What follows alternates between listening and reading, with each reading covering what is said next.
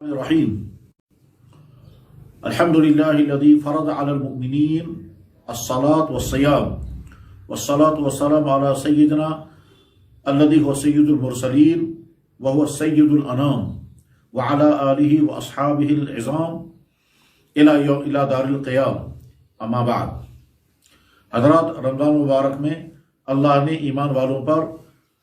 روزے فرض کیے ہیں۔ الحمدللہ ایمان والے بڑے شوق اور جذبے کے ساتھ روزوں کا اہتمام کرتے ہیں، اور باقی موسموں کے بنسبت رمضان میں نمازوں کا بھی بہت اہتمام پایا جاتا ہے۔ جیسا کہ ہم دیکھتے ہیں کہ باقی دنوں میں مسجدوں کے اندر اتنے نمازی نہیں ہوا کرتے ہیں جتنے رمضان مبارک کے اندر نمازی ہوتے ہیں۔ یہ دراصل ان نماز پڑھنے والوں کا شوق نہیں ہے، یہ رمضان کے اثرات ہوتے ہیں۔ کبھی تو انسان اپنے جذبے سے عمل کرتا ہے چاہے ماحول کیسا بھی ہو، اور کبھی ماحول انسان کو کرا دیتا ہے۔ رمضان چونکہ برکتوں کا مہینہ ہے، اس کے اثرات پوری سوسائٹی پر پڑتے ہیں، اس لیے وہ بھائی کہ جو باقی دنوں میں نمازوں میں کوتاہیاں کرتے ہیں، رمضان میں وہ بھی کوشش کرتے ہیں کہ کم سے کم اس مہینے میں تو ہم نماز اہتمام سے پڑھیں۔ بلکہ بعض دفعہ تو بہت غمناک منظر یہ دیکھنے کو ملتا ہے کہ رمضان مبارک میں مسجدیں آباد ہوتی ہیں، اور جو ہی عید کی نماز ہو جاتی ہے اور عید کے دن ظہر کی نماز کے بعد اچانک ماحول بدل جاتا ہے، اور وہی چند متعینہ افراد جو نماز پڑھنے کے لیے آیا کرتے تھے پہلے، بس اتنے ہی افراد ہوتے ہیں، باقی تمام وہ نمازی غائب ہو جاتے ہیں، وہ رمضانی نمازی ہیں۔ بہرحال رمضان مبارک میں نمازوں کے اوقات کے سلسلے میں چند گزارشات ہیں۔ پہلی بات یہ ہے کہ رمضان کے علاوہ فجر کی جماعت دیر سے پڑھنا افضل ہے، تاکہ زیادہ سے زیادہ لوگ جماعت میں شامل ہو سکیں، اور اس کے لیے حدیث مبارک ہے، اللہ کے نبی علیہ الصلوۃ والسلام کا مبارک ارشاد ہے، اسفروا بالفجر فإنه اعظم للأجر، فجر کی نماز کو روشنی آنے کے بعد پڑھو، اجر زیادہ ہوگا۔ یہ حدیث ترمذی شریف میں موجود ہے۔ لہذا رمضان کے علاوہ باقی موسموں میں فجر کی نماز طلوع آفتاب سے 25 یا 30 منٹ پہلے کھڑی کی جاتی ہے، اور مصنون قرات کے ساتھ نماز ادا ہو جاتی ہے۔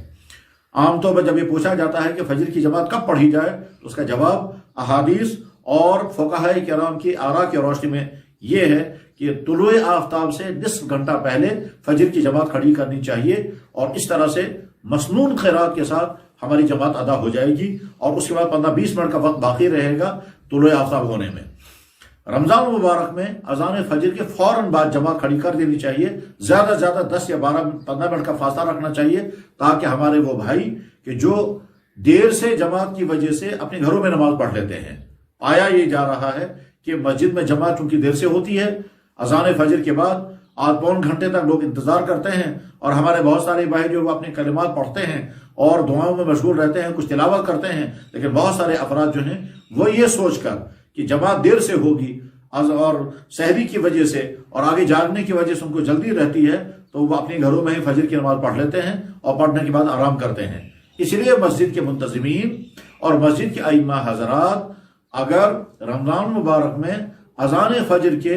تھوڑی ہی دیر کے بعد، بس اتنی دیر کے بعد کہ جس میں 50-60 آیتیں تلاوت کی جا سکیں، بخاری میں حدیث موجود ہے کہ جناب رسول اکرم صلی اللہ علیہ وسلم فجر کی اذان کے بعد سنتیں پڑھ کر کے اتنی دیر وقفہ فرماتے تھے جس میں 50-60 آیتیں تلاوت کی جا سکیں، اور ظاہر یہ 5 سے لے کر 10 منٹ تک ہو جائیں گی۔ تو اتنا وقفہ کرنے کے بعد بھی جماعت کھڑی ہو جاتی تھی۔ متعدد حدیثیں تمام حدیث کتابوں میں موجود ہیں، خود بخاری شریف میں بھی حدیث موجود ہیں۔ لہذا رمضان مبارک میں فجر کی نماز جلد رکھی جائے، اس کے نتیجے میں محلے کے تمام نمازی جماعت میں شامل ہو سکیں گے، اور یہ کوتاہی نہیں ہوگی کہ مسجد کے اندر دیر سے نماز رکھی گئی، محلے کے بہت سارے لوگ جو ہے وہ مسجد میں آ ہی نہیں پا رہے ہیں۔ دوسری نماز جس میں وقت کے اندر توسیع برتنی چاہیے وہ ہے مغرب کی نماز کا وقت۔ عام دنوں میں مغرب کی اذان کے فوراً بعد جماعت کھڑی ہو جاتی ہے، اور چونکہ مغرب کی نماز میں اذان کے بعد کوئی سنت بھی نہیں ہے، اس لیے اذان ہوئی اور ادھر سے جماعت کھڑی ہو جاتی ہے۔ رمضان مبارک میں چونکہ افطار کرنا ہوتا ہے، اس لیے اذان کے دوران لوگ افطار کرتے ہیں، اذان کے بعد بھی 5-7 منٹ کا انتظار کرنا چاہیے، تاکہ گھروں میں جو ہمارے بھائی افطار کرتے ہیں وہ بھی مسجد میں شامل ہو سکے۔ اس سلسلے میں بہترین طرز عمل حرمین شریفین یعنی کعبۃ اللہ المکرم اور مدینہ المنورہ میں پایا جاتا ہے کہ وہاں اذان کے بعد کافی دیر کا وقفہ رکھا جاتا ہے جسے لوگ اطمینان کے ساتھ افطار کر سکیں، اور پھر مسجد نبوی میں خانہ کعبہ میں جو دسترخوان بچھتے ہیں جس میں لاکھوں لوگ افطار کیا کرتے تھے، وہ سارے دسترخوان اٹھا لیے جاتے تھے اور اس کے بعد بھی جماعت کھڑی ہوتی تھی۔ ہم نے بھی دیکھا کہ اذان مغرب کے بعد تقریباً 12 منٹ کے بعد جماعت کھڑی ہوتی تھی، اور اس بیچ میں لوگ بڑے اطمینان کے ساتھ اتنا کھا پی لیتے تھے کہ اگر ان کو رات کا کھانے کی نوبت نہ آئے تو ضرورت پوری ہو جاتی تھی۔ لہٰذا مغرب کی اذان کے بعد فوراً جماعت کھڑی نہ کی جائے، بلکہ کچھ وقفہ دیا جائے 5-7 منٹ کا، تاکہ لوگ گھروں میں جو افطار کرتے ہیں وہ مسجد میں آ سکیں اور جماعت میں شامل ہو سکیں۔